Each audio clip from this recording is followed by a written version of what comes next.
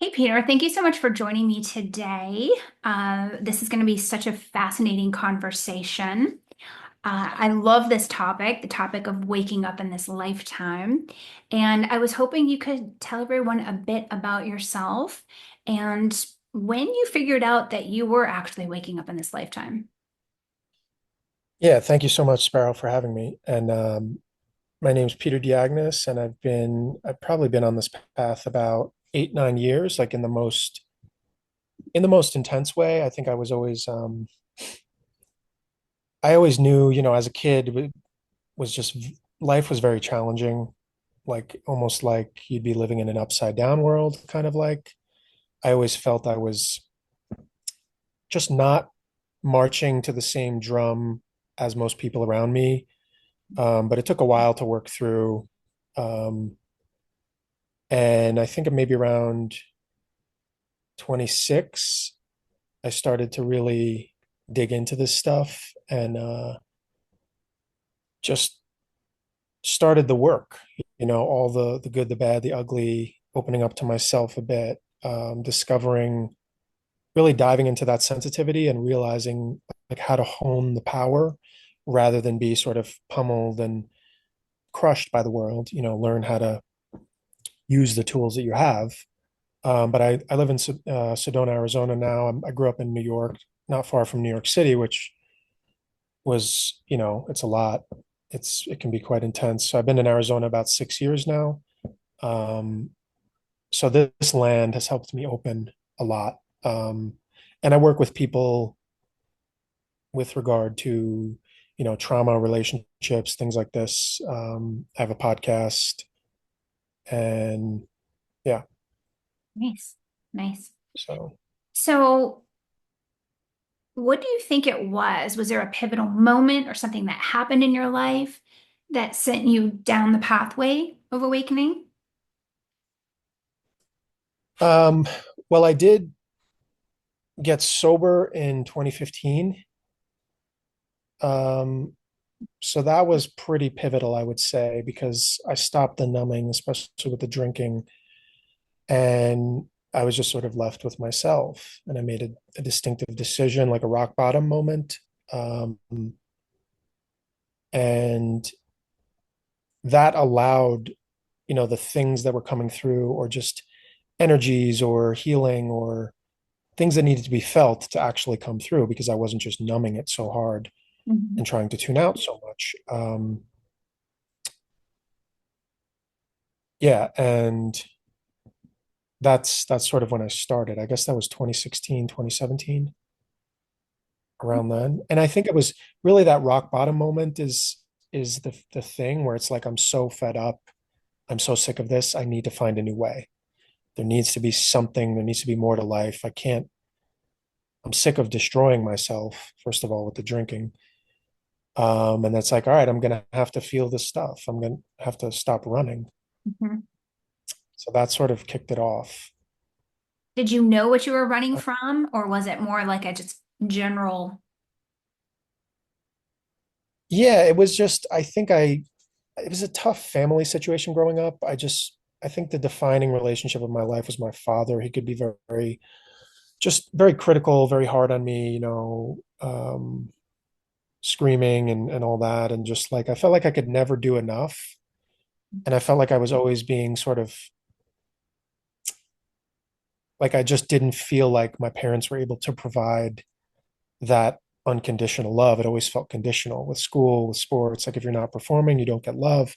And at some point, I just kind of gave up. I said, I don't want to play this game. I'm just gonna like, this is miserable, and I rebelled in a way.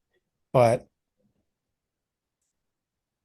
yeah, so the detaching from the family was big, and then just realizing like my parents didn't have the emotional tools in the first place Mhm. to sort of sense that about me, being hypersensitive, being a very deep feeler. It's almost like when people say that, the child kind of raises the parents emotion in an emotional sense, in an emotional intelligence sense. I think a lot of us dealt with that. Um, so that was the thing, sort of finding a sense of a self that was just in a very oppressive, just feeling out of sorts, not feeling a part of my family, even like my siblings and community and all that Mhm. black sheep kind of thing. So, Yeah, yeah. yeah. That's a tough place. And I think a lot of people probably listening to this can relate and be like, you know what? Gosh, I was born into this family and it just felt like I was the alien. I didn't feel like I related or I just saw the world so differently.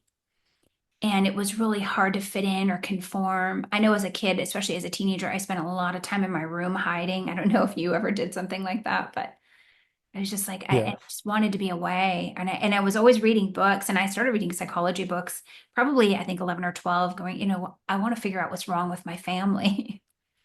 And did you have Yeah. that feeling at all or? For sure. Yeah. I mean, and that's what eventually drove me to leave New York, sort of leave that bubble of, I have a big family. They're all from like New York, New Jersey, around there. And New York is very much its own little bubble and universe, and um, leaving there about 6 years ago was big. I was already on the path of just like, I was growing and shedding layers. And it was just like, when there's a new version of you that needs to be born, but you just need to do it in a completely new environment. You just want to be able to be a new self, and blossom, which is Arizona's done wonders for me in that sense. And so I really take that friction from the family perspective as a blessing because it would have never driven me to be so hungry and persistent and like I need these answers. I need to heal myself. I need to take this mission. I need to accept this, calling, whatever it is, of figuring it out on a daily basis. But I won't accept this thing where I'm just, miserable and trying to conform and trying to fit my family. So it has that catalytic effect that one can really be grateful for. Yeah, yeah. And I don't know about you, but for me, that it took a while to get there. And I know part of the awakening path, at least for me, has been so much forgiveness for people, who have hurt Yeah. me. And I think it's such a big catalyst for growth. And did you experience that too? Was it easier when you removed yourself to, kind of get in that forgiving space, or maybe talk about that? Yeah, that was a big one because I think a lot of it, especially with my family, it stems from them just not, they can give what they can give, but a lot of them just don't, um, for very sensitive souls and you might say advanced souls, like that are picking up on a lot of extrasensory things, like, it's like little kids that just kind of know, like they're young, but they're wise, and they just know. And it's like unhealed parents are dumping so much on the kid and they have to, get through it. But it's like, I realized that they just didn't know. And that's kind of what they learned from their parents. And I did have a lot of anger towards the world because I felt like I didn't belong anywhere. I had almost this fractured sense of self. Like I didn't feel confident in who I was. It was like I was always trying to leave my body. I didn't want to inhabit my body. I was ashamed of who I was. Um, but with the years that passed, I realized like, hey, my parents really did love me. They did everything possible in their power, which wasn't always helpful or productive, but you know, that detaching is big. It's a big part of maturity for everyone to realize your family was doing the best they could, with what they had. And we can't blame them anymore at some point. We have to really take responsibility for our own healing. And yeah, so from that perspective, it is a forgiveness. Like, wow, I am lucky to have the parents I have and all the good things they did do, and realize that. Um, and it takes some being alone. It takes, going out on your hero's journey, separating from the family unit, the community, all that, just the self exploration and sitting with that pain and grieving it, being like, hey, I'm angry, I'm sad that I didn't fit into that world and I didn't feel supported and all this and that. So it's like there was a lot of anger to work through. And then, eventually down the road, more acceptance. Sure, sure. So And what's really interesting? Years ago, I was reading some of Bert Hellinger's work. He developed something called family constellation approach. Hmm. It's a therapeutic approach and for dealing with family trauma, generational trauma. And something he said was so profound to me. He said, you know, your parents already gave you the biggest gift they could ever give you, which is life. Anything else is gravy. And I thought, you Hmm. know, really? Because my parents really, you know, they did a lot of things that, you know, there was a lot of things they could have done better. It was a shift in me to read that of like, yeah, well, I am here. They didn't abort me. They chose to have me. Yeah. And, you know, everything else, now that I'm an adult, is my responsibility to work through. Right. And so I think that's Yeah. maybe sometimes what separates the old souls from the newer souls is like we kind of go, okay, this is my hero's journey now, like you said. And the first part of my life was the wounding. Now the next part of my life is, you know, going off and healing the wound, turning the ashes into beauty. Would you agree or? Oh yeah, for sure. And turning that pain into power and that ability of, emotional transmutation is such a big one. And I feel like I've developed it more. I can speak on it more now. I have more knowledge, but only because, I was forged in the fire throughout my life of just this feeling so much pain in my heart, from wherever it was, mean people, betrayal, rejection, things like this. But yeah, I mean, of all the families I could be in, I do feel super lucky. Like now I look back and I realize all the things they did give me and just the general, when you take the temperature of the whole world, of most people's family situations are really tragic and horrible and, really, really bad. So we just realize, we work with the hand we were dealt and make the most of it, really help it to catalyze us in the deepest ways. And I think now I'm realizing it's such an important time that these, cycle breakers, black sheep, like people are just having a more, even in popular culture, there's just more of this bent towards trauma and spiritual awareness. It seems like people are really being pushed to do the work. It's just an energy in the air because the world's gotten crazy. And it's a beautiful thing to see people find their voice and speak up more. And then, as those outsiders find their voice, then others are empowered. It's good to see now. Yeah, yeah, for sure. So Would you say, because I know you've spoken a bit about relationships on your channels and in your podcast, would you say, because I can say this for sure, that leaving home, and you know, it's so funny that I left home early. I graduated high school and I packed a bag and I was gone the next day. But you know, that whole old saint statement, wherever you go, there you are. And I thought, okay, I'm leaving all of this stuff behind. But then my wounding showed up in my choice of relationships.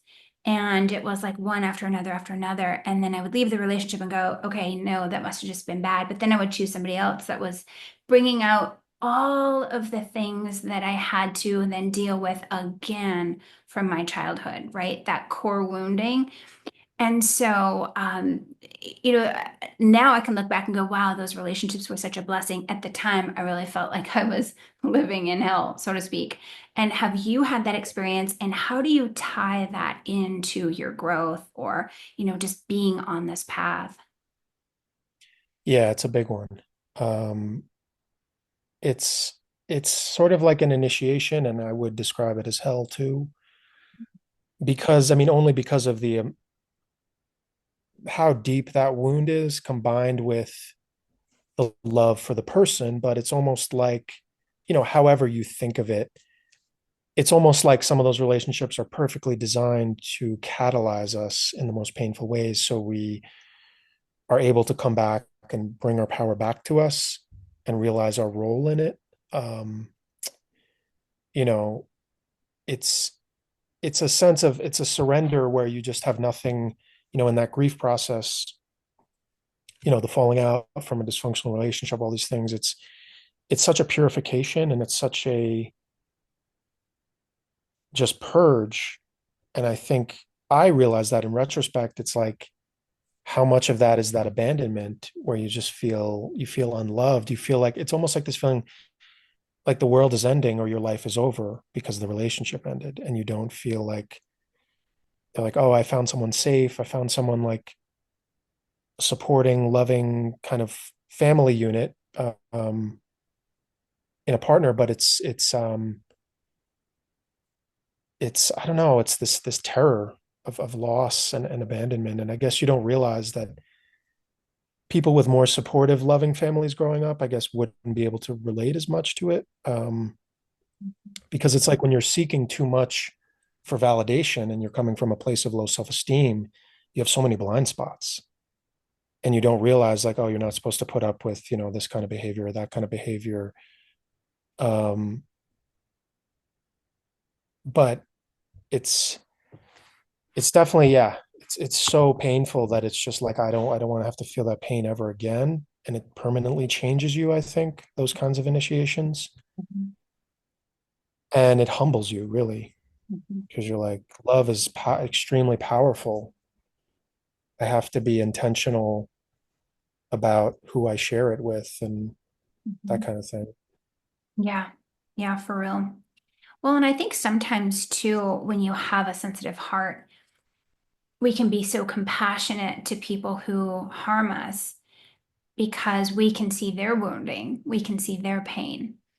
And, maybe we make excuses for it, or maybe we tolerate a bit too much because, we want them to be on the path with us so badly. I don't know if you ever try to put a square peg in a round hole that way, but I remember being in relationships with people where I was like, "Oh, come on, just come to this thing with me, read this with me, watch this podcast," and they just weren't interested. But I forced it, or I tried to force it on them because I know if you just grow a little bit, like we'll be great together. Or you could forgive your parents, or you could do this, and it just never worked.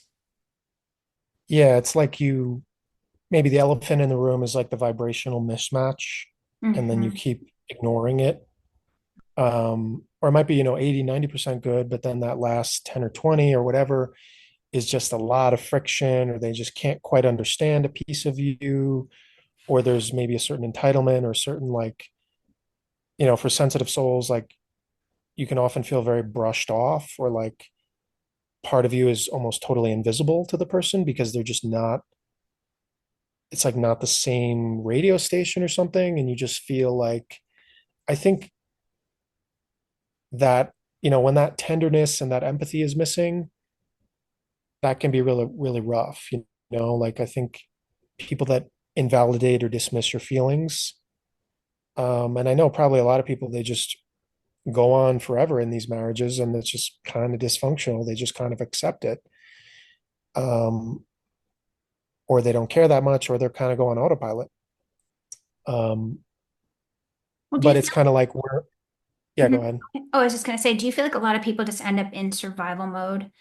And they're getting through the day, they're getting through the week, they're trying to pay the bills, they're trying to feed the kids. And I think people on the spiritual path, we want so much more than that. We don't want to be in survival mode, do you think? Yeah, definitely. And cultural programming, or you're supposed to be married at a certain age, you have to have you know kids, and your parents program you so much. And then um even women with like a biological clock, they want to have kids. It's just like they, it is what it is. It's just, I guess, when we have had this, like we've woken up, we've had these painful or catalytic experiences of life where we see now, we see it all crystal clear. So we can't, it's almost like you can't even if you wanted to, it's like you can't live a life on autopilot with someone that you like love a little bit but not really. It's like you want everything or nothing. um but it is very much the norm in our society, I guess, because people are just not as emotionally developed. They don't do as much of the work. So maybe that comes out and like, all right, they're going to therapy or getting divorced 10 to 20 years in after having kids and stuff. It's not easy at all, though. It can feel lonely. And I hear from a lot of people that say the same thing with dating, because people can tend to be immature.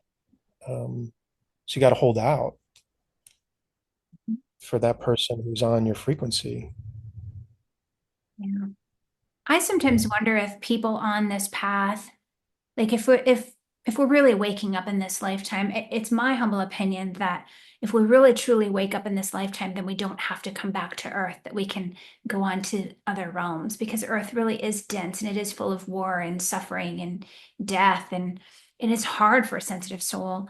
Um, do you feel like for some of us, maybe we're just not meant to be in relationship in if this is the life that we're waking up in? It's definitely possible. Yeah.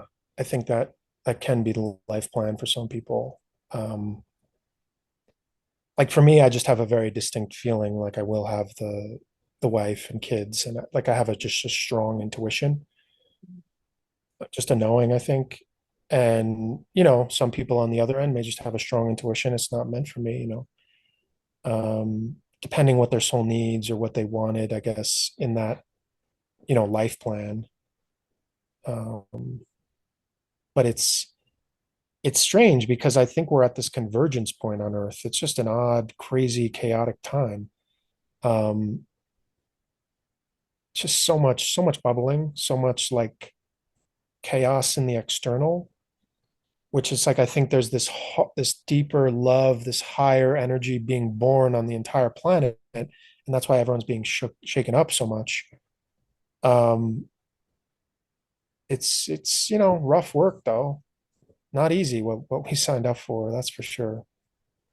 That is true. That is true. And I think, it is the narrow path for a reason. And I wonder if we choose it or if it chooses us, you know?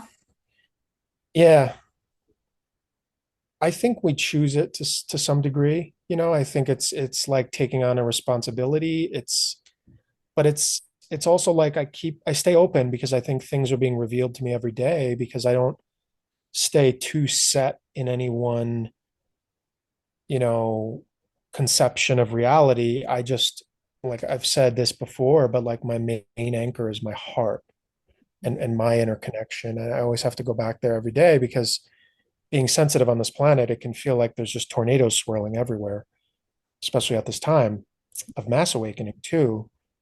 Um, and of course, in the same way, many are just choosing to like numb out, escape. No, I can't handle this. I'm not. And then some are choosing to wake up. It's just such a split on the planet. But Mhm. yeah. Yeah. Well, So and you know, back to I know where we're going to talk a bit about is this a simulation, which I really think there is some truth to that, but I feel like my awakening is like, you know what? I think I'm aging out of the matrix. I think I've been here so many times that, I remember a lot about the past. And, it's really funny. A lot of Christians will say, oh, no, man only lives once. And I say, yeah, the Bible does say that man lives once, but souls can live multiple times because souls don't die, right? But yeah, I think to myself, I don't know if I'm any special chosen one. I think I'm just aging out now. I think it's like, okay, we're yeah. taking you on to the next level. But yeah, talk about what has made you think that this is some kind of a simulation? I think, and I don't even know. It's hard to like wrap my head around it. Mhm. It's not that I know all the specifics and all the mechanics and all the details. I think I've just start. It's like when you start to open up to something and ponder it. Mhm. Um, it's like the idea that we hold way more power for the perceptual experience before our eyes, and that a lot of it is our creation to some degree. Now, the mechanics of what we create and then becomes the projector screen of reality is extremely complicated, and you could say has been diluted, manipulated, messed with for a long time, and which would explain a lot of the craziness present on Earth and repeated cycles over thousands of years. Um, I think it really just goes towards taking more responsibility to my, you know, resonance with this collective of consciousness. And I think what you're saying is very valid too about old souls just having like exhaustion. Like I played, you probably played, the king and the peasant, um, the bad guy, the good guy, all the roles over all these lifetimes, and you just get sick of it. It's like, why do we have to do this? Like, why? Can't we just remember love and be authentic and all be loving and all be in that, God consciousness, that unity? And it's just crazy because especially when you have that memory, you're just like, it's so repetitive. It's like a washing machine. People just keep coming back. Mhm. Same misery, same lesson. Like it's like you'd think would people would learn their lessons at some point. Well, the Gnostics say that we're trapped as a prison planet, right? And that, Yeah. when we die, the enemy traps our soul and brings it back and, convinces us to have another life. And I think there could be some truth to that only because I think, the whole Bible concept of sin is really activities that keep us tethered to the material plane, right? And so, to Yeah. the five senses and to the density. And so, if we are a people who are, attached to the material, is it possible that when we pass on, that our soul doesn't really make it to the next realm because we haven't we haven't increased that level of frequency to where we could even withstand that next Yeah. realm. And so we somehow get collected up and trapped and maybe sent back here. I don't know. What are your thoughts on that? Yeah. I mean, I can't speak with certainty on any of that. I think what has been a big theme for me lately, like as it relates to that, is basically just more more of this empowerment, more realizing that, not even like subscribing less and less to the idea of like authorities. And like I said, it's many layers of programming, but it's like if we are, pieces of God split off in human form, becoming conscious of itself, playing this game. I just think there's more to be revealed in terms of like our authority, or you might call it divine authority.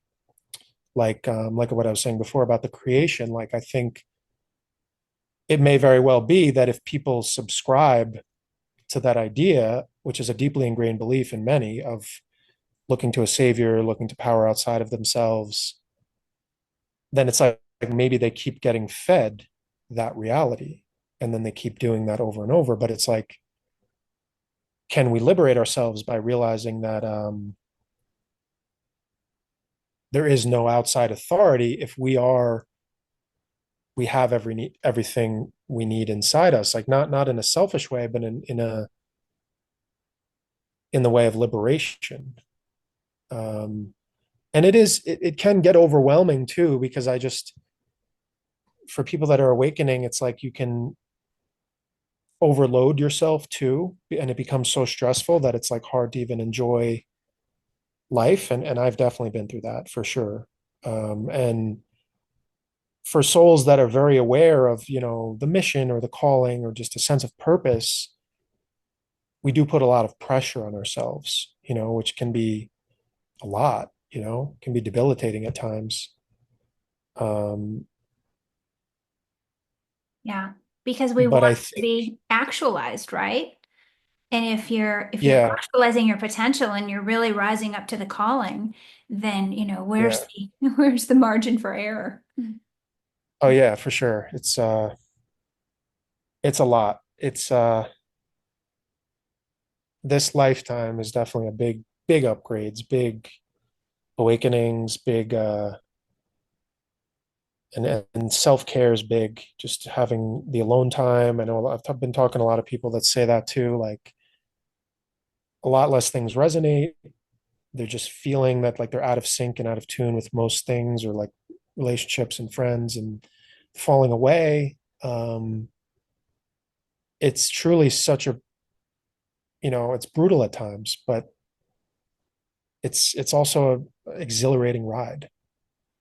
And I guess I wouldn't have it any other way, Yeah. Yeah.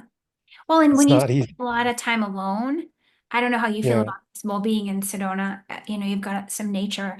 But even just going outside and watching the bumblebees or, watching a squirrel dig a hole, like when you don't have all the busyness of having to do life with a spouse and children and all the things, I think it's a luxury for me to be alone and say, wow, I can really enjoy this moment. I can stand here and watch this bumblebee for 5 minutes and I don't have to worry about I gotta go pick up somebody.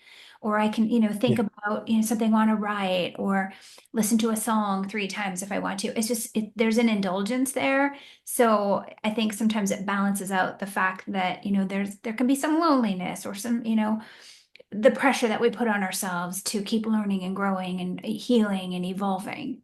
What do you think? Yeah. And and I don't have kids and all that, which I guess, that's going to be a whole nother experience for me, a new kind of responsibility. But it's yeah, it's a delicate balance because sometimes you really crave that. You really crave the companionship. You really want the love and the support, or even just someone to pat you on the back, like, hey, you're doing great, you're going to get through this. Like something so simple, and it just feels like what's hard for me is feeling out of resonance with certain friends and family members that are just not, it's very stagnant. It's very like blah. It's very like, where's the heart? Where's the fire? Where's the passion? Like it's hard for me because I just feel, and I don't think they're necessarily conscious of it, but there's people that I would say I don't feel supported. I don't feel like you like genuinely care. And I think maybe a lot of people are experiencing that right now, which is more of maybe the timeline split, um, where people that are like on fire with the passion in their heart, and then people that are just blah. But yeah, you do need that time to sort of decode, and I guess like all the emotions, all the pain, all the processing, the emotional work, trauma, heartbreak, etc. You need that time to decode, sort of place everything in its little filing cabinet, process things, feel them in your heart. It's really, like I said before about the swirling tornadoes, it's quite overwhelming, but I'm determined to keep being a receiver in that way and decoding, Yeah, yeah. and trusting that it's taking us somewhere, Yeah. you know. What are some things that get in your way of that? You mean like inside myself or in the world? Both. Both. I think sharing too much with certain people can be not productive, but I think, by now a lot of, maybe people listening to this will have realized, it's like you realize the people that are safe to talk to and the people you can't really confide in as much. Um, but I learned my lesson with that, hitting a wall or so, people that are not sympathetic or helpful. Self-doubt though is a big one, or also feeling unworthy of good things or like a good relationship or good career, money, etc. Mhm. Sort of like, that feeling when you say, well, why me? Why should I have something good happen? Like, who am I to say this, that? And, Mhm. um, I'm putting stuff out on the YouTube, Instagram, TikTok, and it's, it's, I think just that voice, sometimes I have to go to war with it. I have to go to war with the negative thoughts because I realize, probably a lot of them aren't even mine. Mhm. They're just floating around in the ethers and the craziness. And a big thing for me is working out, running every day. Is It's like a way to claim authority and dominion over your energy and your space and sort of command what's allowed in there and what's not.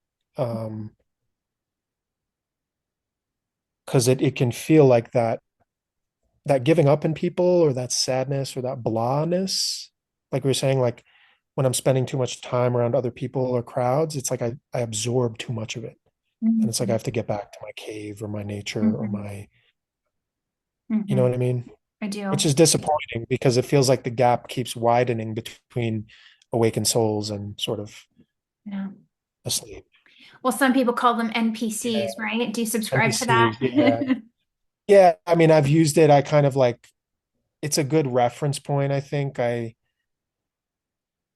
Yeah, people get kind of touchy about it because they're like, "Oh, it's demeaning," but I think it's just realizing that you really are the star of your movie. So any way you slice it, those are supporting characters. Yeah, it's like you have a wife or a couple like really good friends or real heart connections, but um it is sometimes you have to be like, you know, what is my point of attention and is what I'm focusing on, magnifying.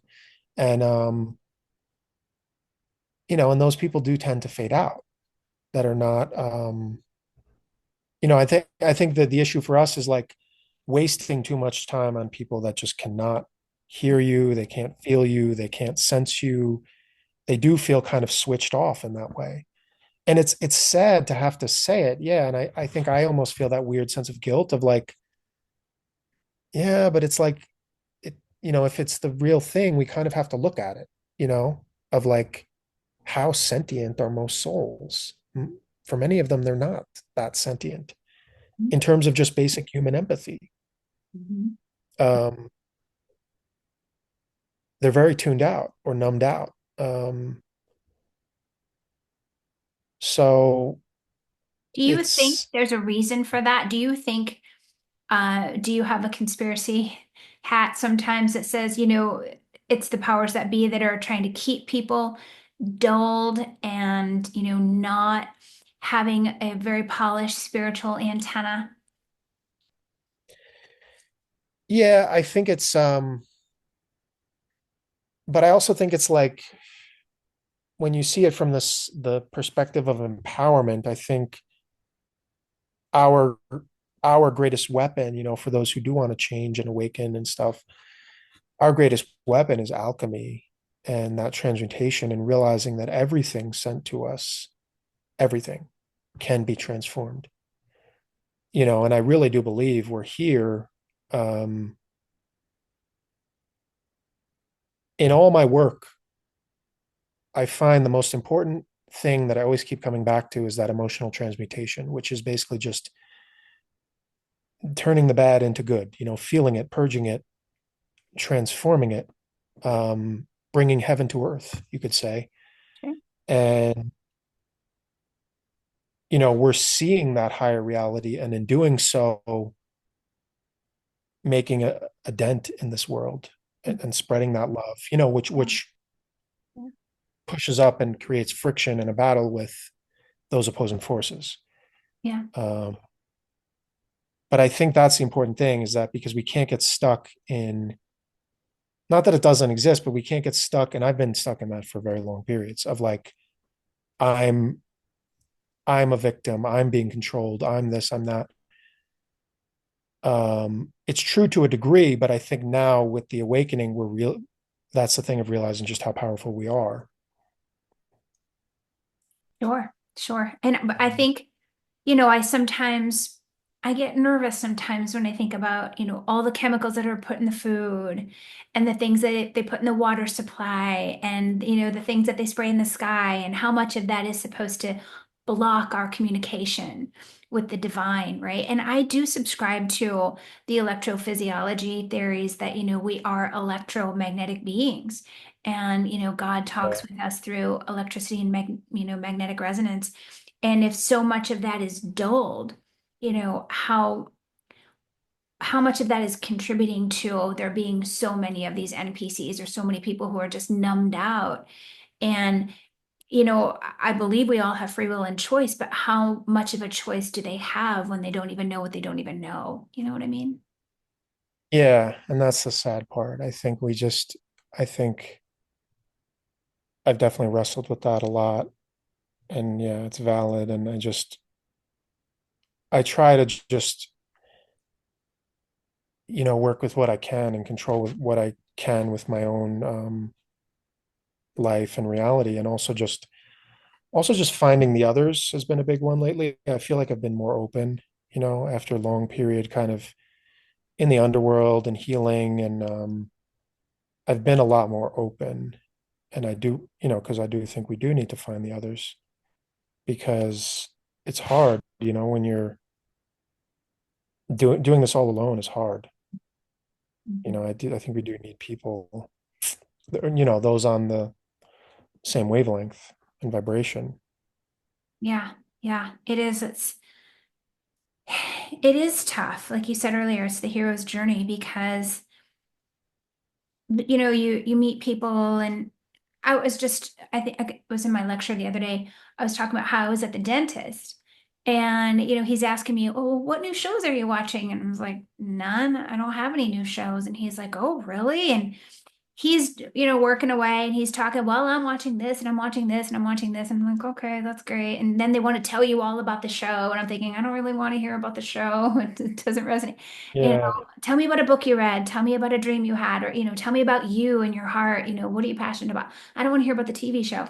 And of course I don't say that, it's impolite. I'm just but when you have so many of those people in your life, it it's soul crushing for me.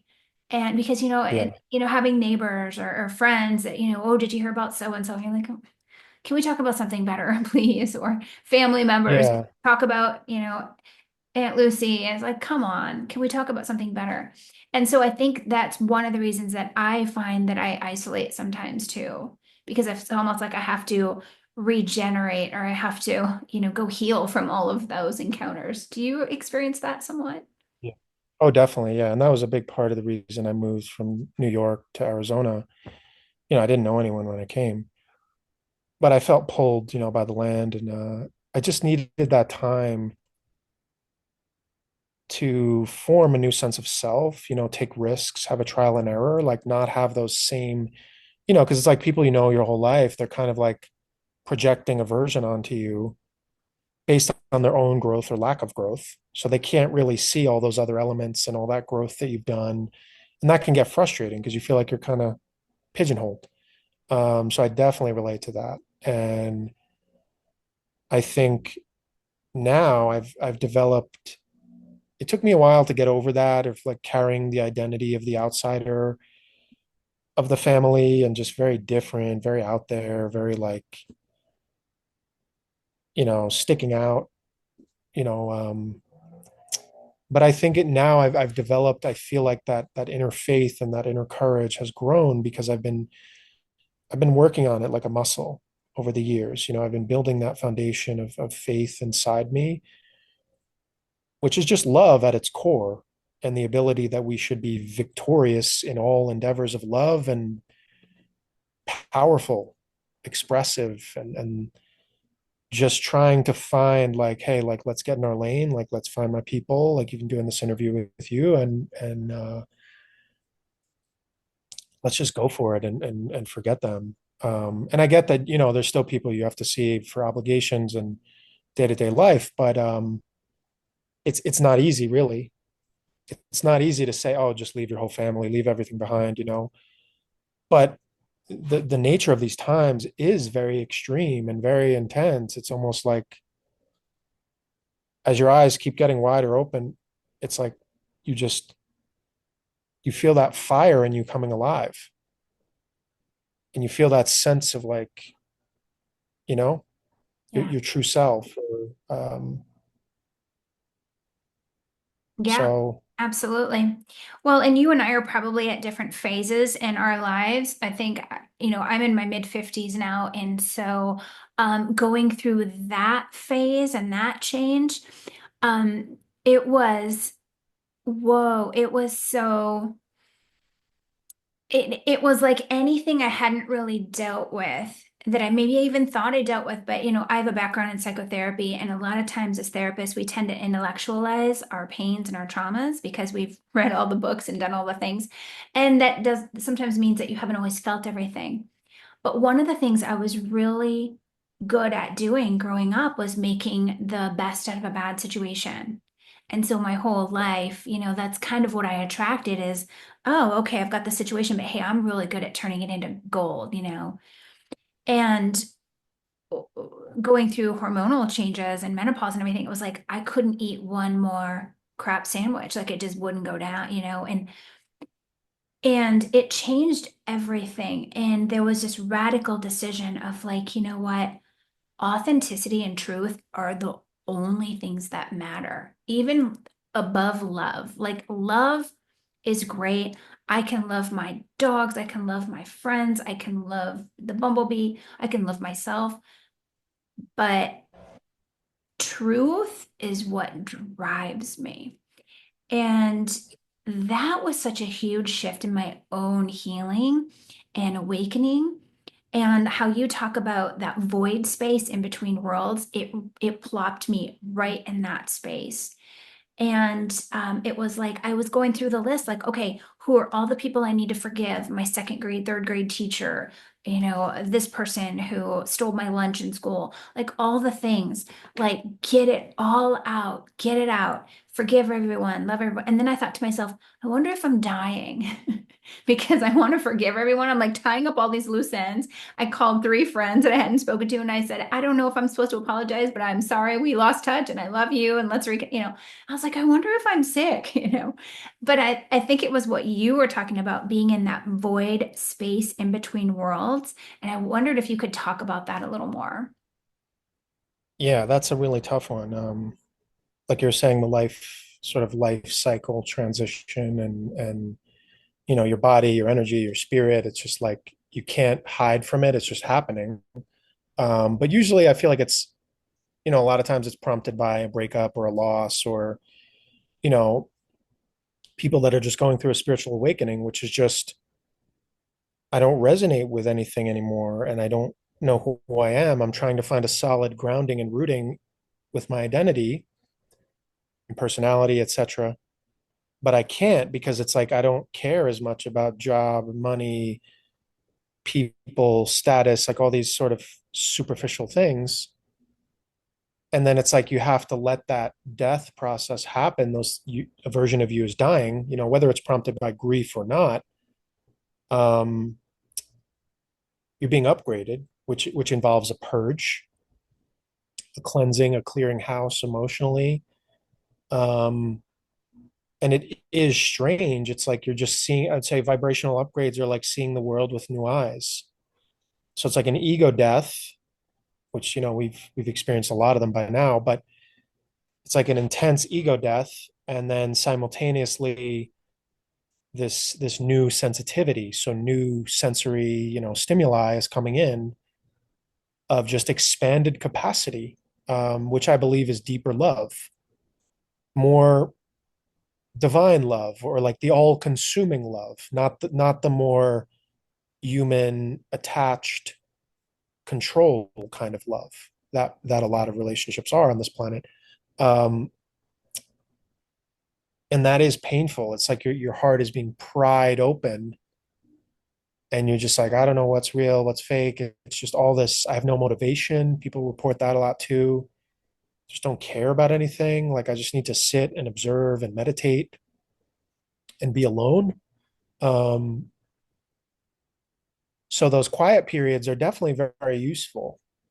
And that's when it's like, this people say the spiritual path is so lonely because you really have to find that guiding compass inside you because no one can do that for you.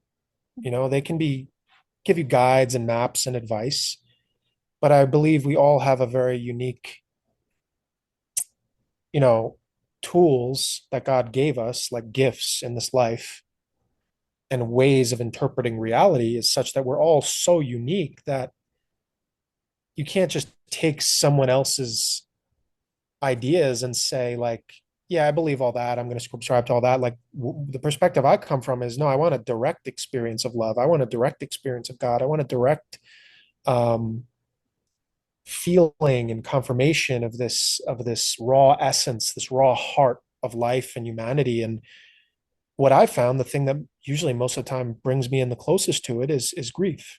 When I'm grieving or I'm broken open or I've lost someone, and I'm just crying and crying and crying. And that's when you learn the surrender, to like that you can't control it all, and you have to, that pain in your heart really is like a portal to the new you, like a roadmap. And if you can find this time to sit with it every day and not shame yourself out of it, um, but realize everything you feel is totally valid, you know, every heart is so unique, and then you're starting to like unveil some layers of your news, of your, next level or next new true self. And it's not for the faint of heart. No. Looking into yourself, self-honesty is, yeah. And it takes an incredible amount of courage to do that. And I find that most people, back when I practiced psychotherapy, um, most people, right when we would get to that part of the counseling, when you're like, okay, let's do this deep dive into you, they would quit coming. It's like they wanted to complain about other people, they wanted to vent, but then when it came time to like, okay, let's dig into you, they were afraid. Not everybody, but I saw that over and over. Or they would tell me like the big important thing 3 minutes before the session ended so that we couldn't really dig into it, right? And then we kind of lost the opportunity. Then by the next time they were on to something else. And so I just noticed that, and I try to have so much compassion for it because I grew up with parents who, man, if they could have just looked inside themselves, they could have been amazing people. They had so much potential, and neither of them did. And they both died early deaths of alcohol and, addiction. Uh, so it just, it pains me when, to be around people who don't want to introspect, because that's where the real gold is, in my opinion, right? Yeah. And That's it's holy hard to, grail. yeah. Um, and it's hard for those of us that are continually, being hard on ourselves in that way, shining the light, down into those deep, dusty, dark basement cellars, Yeah. Yeah. with all the rust and the nasty stuff inside your heart or wherever, the memory of traumas. I've struggled with that too. It's just like a feeling of anger or almost abandonment, but they don't even really know because they're not conscious of it. So they're not like they don't know how to show up for you or support you in that way. But I do think therapy can be very, very beneficial too. Like it's helped me. Um, I'm also a very verbal processor, I would say. I like to like talk things out and make sense of this happened because of that and why did that happen, and have those little click light bulb moments. Yeah. Um, and even for just someone who's emotionally intelligent, validating you, saying, "Hey, you're not crazy. Hey, you're not crazy." Um, that helps me a lot because it's like I do feel like you're constantly being gaslit in this world as a sensitive, deep feeler. People just are so emotionally repressed Yep. Yeah, that absolutely. such different wavelengths. So, Yeah, and it's also the discernment. I mean, in this society, we're also told don't believe your own eyes, right? Don't trust your feelings, but don't even believe your own eyes when things happen. And it's like you said earlier, it's just some crazy chaotic times. But at the end of the day, I think people like yourself, people like myself, people like those listening who know they are waking up in this lifetime, I think that we're just getting to the point to where we're like, okay, we are okay alone until we find somebody who is really on that path, whether it's a friend or a relationship, or you know, being so committed to your own growth, not in a selfish way, because I think when you grow and heal, you literally help the whole world heal.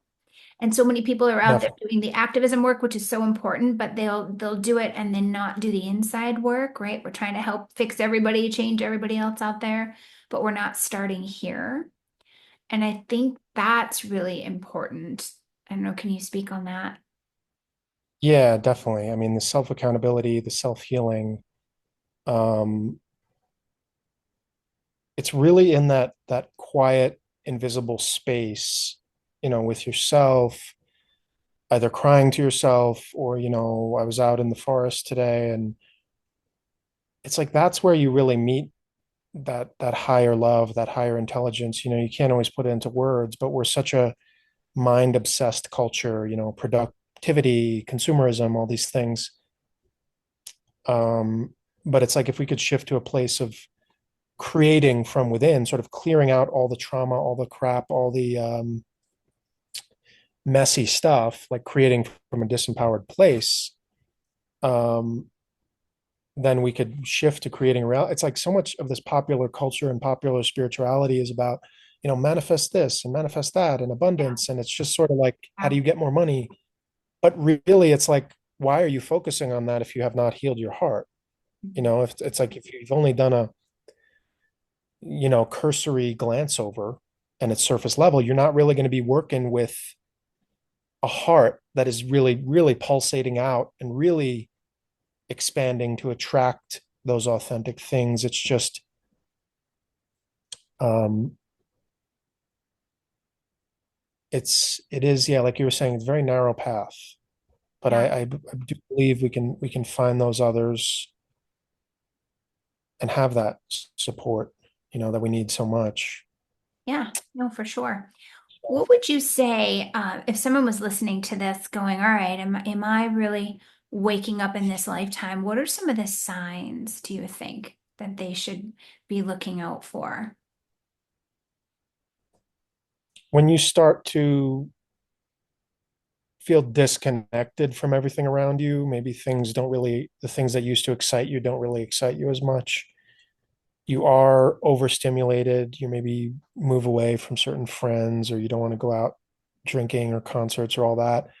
Maybe you want that quiet time. You just get more curious about God and creation and why am I here? But it's mixed with a sense of like awe of like it's you're opening up, but it's slow, but it's like your ego's kind of battling it. You may have friction in your relationship because you're not resonating anymore or leveling up. Um, and another big one is just a lot of pain and a lot of grief.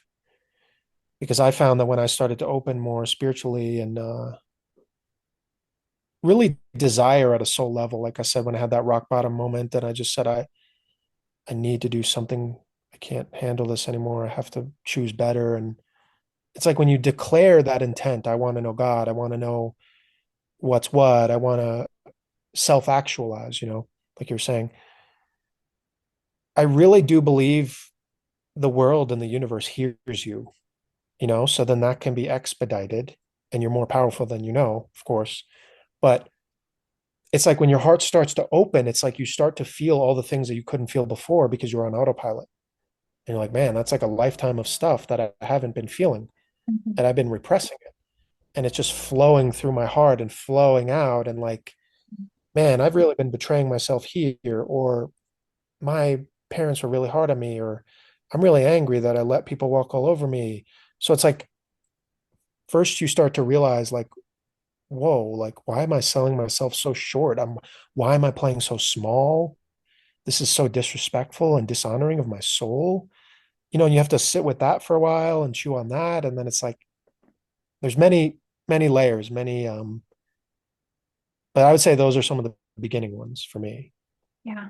No, that's really, really good. And I don't know if this has happened to you, but for me, dreams played such a big role. And at first they were kind of scary and just um, eh, I don't know, what I say scary? Yeah, scary and just confusing, but then they start getting more like I would be in other dimensions, working with people, helping people, experiencing things. And I was like, whoa. And I would ask my friends, do you have dreams like this? And they'd say no. And Yeah, have you had dreams like that? definitely. Yeah. Um, And I think just a lot of emotional processing dreams where it's like a lot of different scenes, a lot of things happening all at once. And I try to write them down right when I wake up, because you can forget them. But yeah, and it's almost like for light workers, that's a big one. It's like you wake up and you feel like you're actually tired from whatever you're doing Yeah. in the dream realms, Yeah. because we're definitely active there. But it's just, I think what you're describing is just a general disorientation, almost like you're losing the controls of this thing. It's like, so the multidimensionality, the like what we actually are, the expansiveness of what a soul is and what it can do can be so overwhelming and crushing to the ego, and stressful. Um, that's why it's like you really do have to like, I see it like, each time you reach a plateau on the mountain, you have to like celebrate and recalibrate and reorient, because it's just like, whoa, my head's spinning. I don't know what the hell's going on. Like, all this stuff is coming at me at once, but I think it can be very chaotic. But I think, yeah, the dreams can tell us a lot. And yeah, that's definitely one of the avenues where things start to open up. Yeah, I think so too. Well, before we end today, can you tell us a bit about, I want to talk about your book a little bit, but can you talk about generational curses in general and what led you to write the book? Yeah, I mean, some of what I described before, just the feeling of alienness, like I don't belong here. I don't feel like I'm like my family. I feel like the outsider. I feel like I was always made to feel kind of crazy or like everything was my fault. And I willingly accepted that and started to think I'm defective, I'm bad, everything I do, I have problems. And it's not really true. It's because your family is dumping this energetic weight on you, or projecting, because you're shining the bright light, and then they have their shadows mirrored back to them. And of course, that's why, you've encountered a lot of people that are uncomfortable around you, or triggered by you, or get, attack you, things like this. You just knew there was a vibrational difference. And I think in the book, I just aim to give people some tools and sort of lay out what's what. These are the dynamics. These are the energies at play. These are how you can, in my personal story, with getting sober, with spiritual awakening, with empowering myself, moving to the other side of the country, just waking up to all this and healing my heart, and eventually forgiving my family, but needing the space and the distance. It's really just these unconscious patterns that are passed down from generation to generation that are just like, no one even thinks about it, like, think about a white couple that, fights like crazy and screams at their kids inside the house and in the family, and they're miserable, and then they're this perfect picture perfect thing with every single person outside the family. That's like crazy disorienting and confusing for a child too. And I know a lot of people, that was my experience. Like, it's just these stiff patterns that are not looked at, and like, you know the curse breaker will be the one that's like, hey, that's not normal, this isn't normal, even though you're like a 7-year-old kid, Right. and this isn't normal. You're like, you guys are acting super childish and super immature, and like, why? And they can just do that for years and years and years. And to be the one to take that responsibility and that burden to say, hey, I'm healing this, the children I have will not have any of this, because I'll literally purge it out of my body. I'll purge it out of my DNA. And I take that as a very serious responsibility, and a point of pride that I believe, it's not our fault. It's not our fault what happened to us, and in more tragic cases, especially of abuse that people have been through Mhm. in family scenarios. But we do have to take it upon ourselves to take responsibility and heal, because we don't want to pass it down to our kids. Yes, exactly. And if we don't heal, we absolutely pass it down. Even if Mm. we act the opposite of the way that our parent acted, then, it can be, a wise person once said to me, 180 degrees of dysfunctional is still dysfunctional at the opposite polarity, right? And so sometimes will overindulge our children and spoil them, with or enable them because we were abused. I've seen that happen a lot. And then this kiddo goes out into the world with still not enough tools and skills to be successful because he was enabled or, he wasn't held accountable. So yeah, sometimes we think we're doing the opposite, but unless we truly heal, we're not giving that kiddo what they really need. Yeah, and I see it as as a gift, like I was saying, to catalyze me to realize that's everything that I don't want. So I'm just going to do the exact opposite because I know that I'll never be that. I'll never want to allow that in with my children. And that's a gift because although it's painful, it's like if your family could never give you what you wanted and you were just this lone wolf and you had to figure it out and go off and go on the hero's journey and heal. And it's like, I think that will be the greatest gift to give my wife and children that love that I never got, and then have that family that's my family, that's like full of love, like so much love and like being real, understanding that children are nuanced, and you don't just like scream at them and tell them to go to the room and then call it a day, like that the older generation, that's just what they did. Yeah, Um, but they're delicate, sensitive hearts and they're soaking everything up like so much. And it's such a responsibility to have a kid. And people don't, I don't think, understand the gravity and the sanctity of it. Um, definitely so not. that's a bit about, yeah. And the book, I really just pour everything out and just pour my heart into it, just like because it's so much pain and so much fire and passion. And it is catalyzed me in such deep ways. Yeah, that's so wonderful. Well, give Yeah. us the title of the book, the full title. Yeah. So it's called Breaking Generational Curses in Your Bloodline: The Black Sheep's Guide to Liberation. Love it. And By we'll Peter put D. a link in the description, but where else can people get it? Uh, yeah, I can give you the Amazon link. They can also get it in my Stan store. There's an audiobook version Okay, recorded in my voice. nice. I can give you that link, and but the paperback is on Amazon and also Kindle version. Okay, very good. And where can people find your podcast? Um, well, first on Instagram or TikTok, there's links to it there, but basically it's just Peter D'agnes podcast. Okay, Um, yeah. very good. This is such a So wonderful talk today. thank you so much for having me, Sparrow. Yeah, thank you. We'll do it again soon for sure. Sounds good. Okay.